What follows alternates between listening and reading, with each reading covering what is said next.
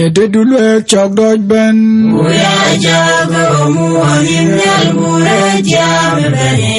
Oyo luade tela chin kerai dalu luai. Anjir dora lewi wa. Jangatye konya walangi. Jantana lajre kode konya nampi. Koi ka duam jot. Koyo wa kulana ate koyo wa. Lor meleng dadar. Koyo wa kulana ate koyo wa. Kabiyo chua biyok meleng dadar. Kabrom chua barom bain dawa. Modi depan jam agade de chok ting.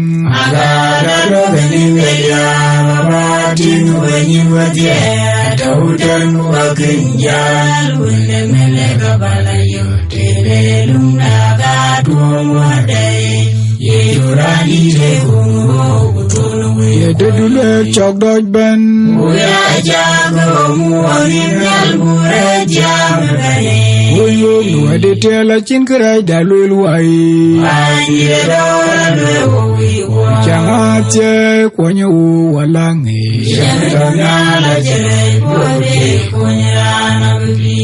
Koi ka duam jot. Koyo wa kulana ate koyo wa. Lor meleng dadar. Koyo wa kulana ate koyo wa. Kabiyo chua biyok meleng dadar. Kabrom chua barom bain dawa. Modi depan jam agade de chok ting. Agada bani media ting bani media. Daudan wakinjal unde melega balayo telelum naga duwadai. Yurani te kungo utunu. Yede dulu chok doj ben. Uya jago mualim yal muraja